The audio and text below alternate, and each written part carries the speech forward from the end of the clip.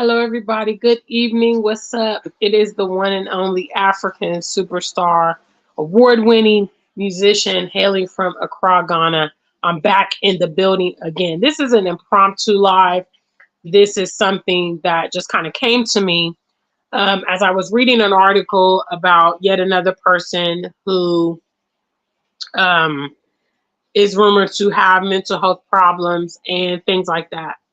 And I think it's just getting too frequent that we are classifying everything that happens, every outburst, every crime, every situation as mental health oriented. And I think that as we identify that the mental health of people, of the general public, really is deteriorating, that the conversation should be centralized around solutions to address people's mental health situation. So that's what I briefly want to discuss tonight. Big shout out to the African Superstar family, first off, all of my platform. Much love to you guys, the customers of the AfricanSuperstar.com. Those of you guys that have been shopping with me going on 4 good years. It's coming up November 1st, 4 good years. We have been in business at www.theafricansuperstar.com, as well as our members only, those of you designated with the circle next to your name. And last but not least, all of the African Superstar music lovers, those of you guys that are making it happen for our brand, our music, helping propel me out there. I really appreciate everything you're doing. In other news, I do have an upcoming tour. Yes, March 2024. I'm hosting a collaborative tour here in Accra, Ghana.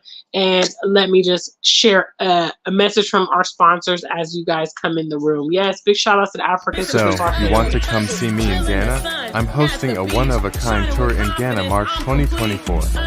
I am collaborating with world traveler Teiruru for a unique experience. Tour includes round-trip airfare, accommodations, private concerts, traditional picture, and more. Come and see Ghana with the one and only #AFRIKAN Superstar. Booking and itinerary available at www.ayeuhuru.com.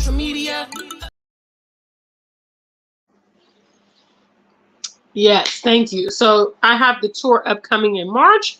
If you are interested in the tour, please head over to www.ayeuhuru.com, and we have our full itinerary there, um, full itinerary and booking options there. So again, I'm noticing, this trend, and I can't be the only one to notice that. It just seems that many people, a lot of people, innumerable people are experiencing mental health problems, mental health crises that are, leading up to them with having erratic behavior, violent behavior, destructive behavior. And I see that we're classifying all these things as mental health. This person had mental health challenges or whatever. I recently saw a story about a Somali young man who had moved, I believe from the East Coast, either New Jersey or New York. He had moved to California because he had just recently got a job at Netflix. And he had been in California 2 weeks, and mysteriously, he disappeared for a while until they located his body near the Golden Gate Bridge. And, there's all this speculation. Did he commit suicide, or was he, was somebody after him? This whole kind of thing. And, some people are saying, oh, well, we don't know his mental health state. I think that we should put a lot of energy into empowering people to manage their emotions. I think that's part of it. Because life ebbs and flows, and disappointments are part of it. Okay, in as much you want the high moments, you want the success, you want the progression, you want the euphoric feeling, you want the happiness. There are many dark emotions that you experience, frustration, sadness, delayed gratification, confusion, anger, all these things that you experience. And A very healthy individual, a very mentally healthy person is someone who knows how to manage the fluctuation in their emotions. And I think that's something that we are not instilling in these upcoming generations is, listen, life is not always going to be a piece of cake. When you lose the job, when you get the breakup, when you lose money or have a poor business deal or somebody doesn't like you, it's not the end of your road. Okay. And these are some strategic outlets for you to deal and cope with the sensations that you feel. Because I feel like empowering people to deal with the disappointments in their life is a good tool, but it would cut down on so much of this irrational, erratic behavior.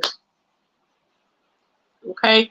Literally, people are becoming violent and lashing out over the most smallest, minute things.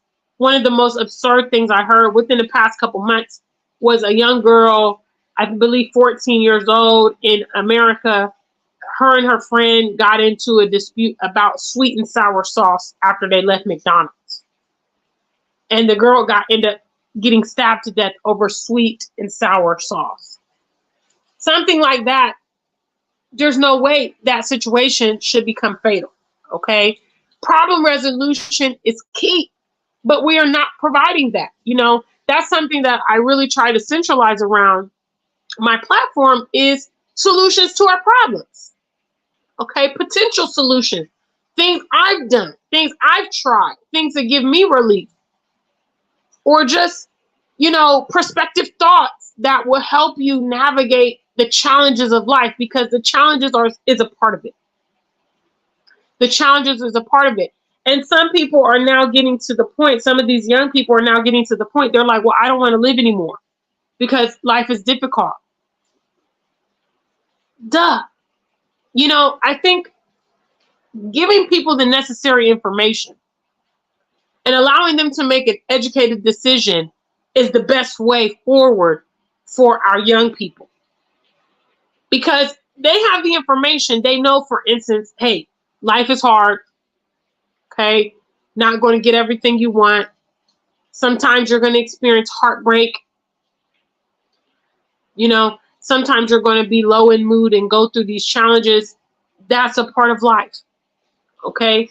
It's not a reason to give up. It's not a reason to flip out. It's not a reason to murder someone or injure someone. Okay? In essence, whatever problem you're having, if you behave irrationally, you're potentially throwing your own life away for whatever that situation that you are trying to. I think because they have an inability to solve problems, that is their resolution. They've come to the conclusion, okay, I got my heart broke. I'm going to go and deal with my ex. I got fired from this job. I'm going to go and deal with my job. I got, whatever, my problem, vendetta, whatever, against certain kind of people. I'm going to go target these people. In some kind of distorted way, that is the solution that they have arrived at. So potentially empowering them with other solutions to deal with the problems that are normal in life would be where our focus needs to be. Our educators and our government need to address these things. They need to look at the population and say, okay, our people are really not functioning well. Let's examine this, get down to the root cause. In the root cause, there's many root causes, in my opinion.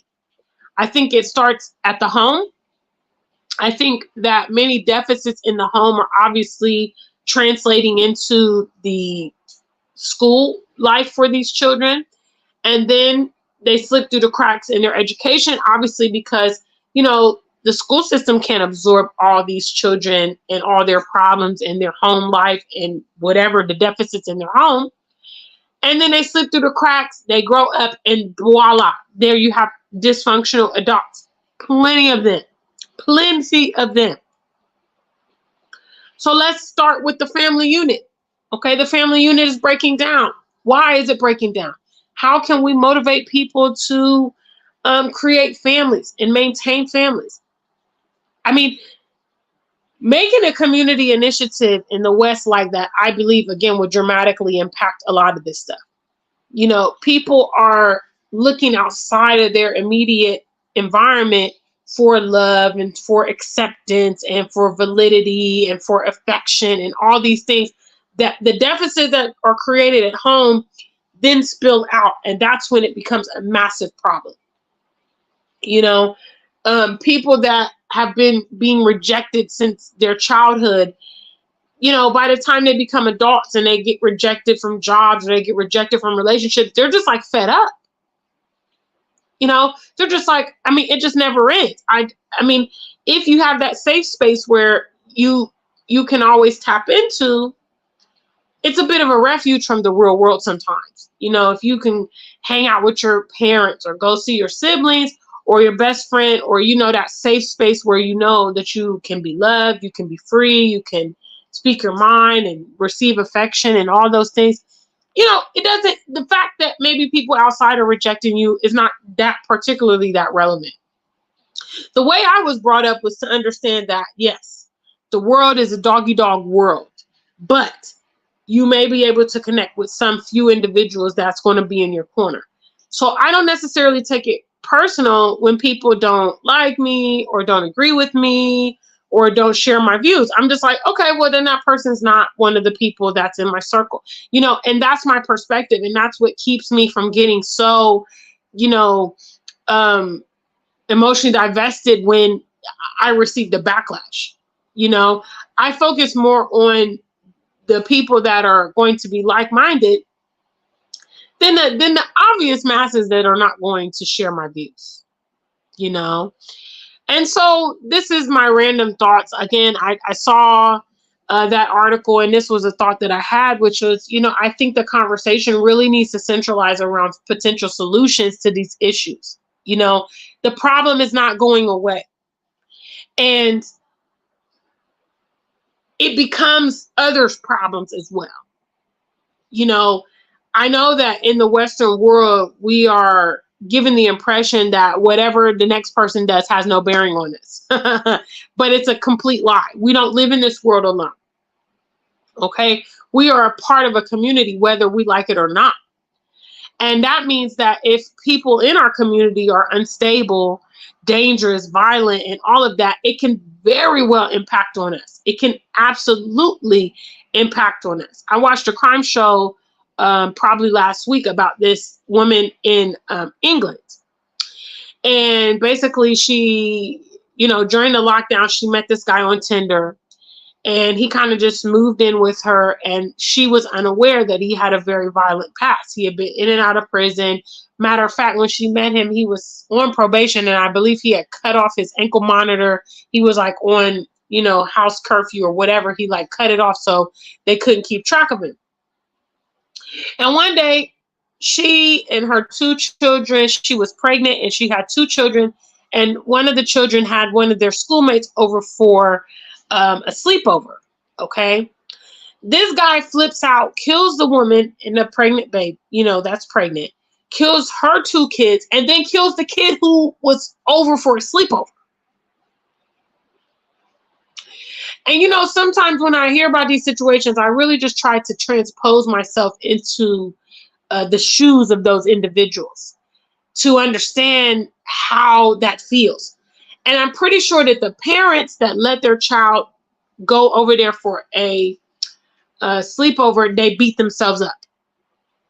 They beat themselves up because that was probably the first time that child even interacted with that man, and it cost her her life, and she didn't even have nothing to do with the domestic violence or the, you know, anything. She literally was an innocent bystander in the situation.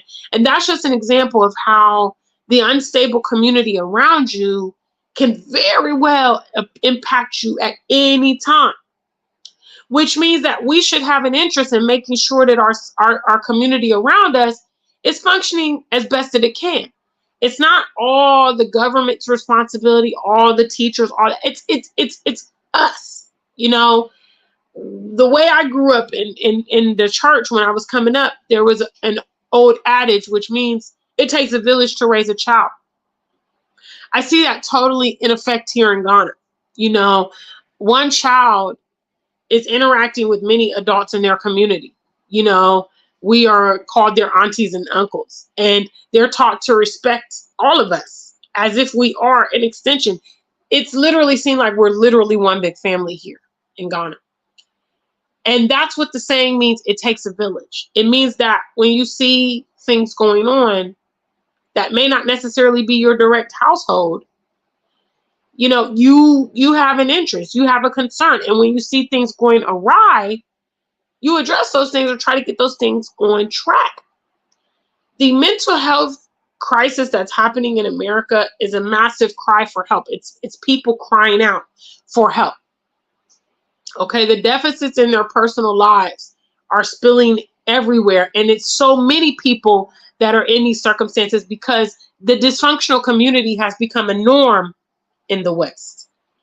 The broken family has become a norm. Absent parents, you know, careless parents have become the norm. And instead of us corralling that behavior, we've allowed it.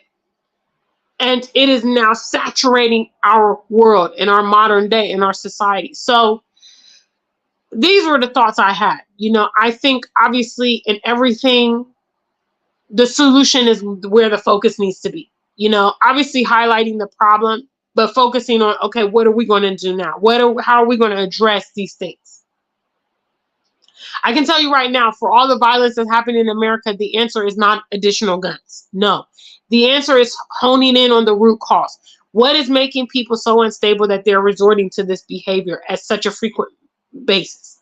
You know, actually, if Americans were smart, they would want to reduce the accessibility to guns if they were smart, period. They would say it's too many shootings happening, which means there's too many guns in circulation. We need to get these guns out of here. But the advice they're giving you guys is just to compound the problem. Okay, it's dangerous out here, so I need a gun to arm myself. Okay, well now, instead of the one gun that was out there, there's two. And clearly, additional weapons have not been working. Clearly, it has not been solving the problem. Is it supposed to work to some type of deterrent that, oh, well, anybody could be armed, so I'm not going to kick off? It's not working. Let's take a different strategy. Let's focus on what is leading up to these dysfunctional individuals, okay? People that can't rationalize and negotiate. All of them were not born defective. All of them were not, you know, are not having chemical imbalances or disabilities or, you know, substance abuse and things that's doing this. Some of the people just do not know how to manage their emotions, and they don't have problem resolution skills. Simple. So when they get to the angry emotion, the frustrated emotion, the confusion or heartbreak, they're wilding out with guns. So a big shout out to the African Superstar family. I see a few of you in there, but you've been very quiet in the chat room, apart from Dr. Sherry. Big shout outs to you. So I'm going to go ahead and wrap up the live now. Y'all know how I do. Hello. I'm not having a conversation, so we're going to close it out, okay? So I hope you guys are doing very well. Again, latest in news, I got an upcoming tour in Ghana, March 2024. I want to see some of y'all. I know some of y'all personally that have asked me, African Superstar, do you offer any tours? Are you doing? I got a tour now.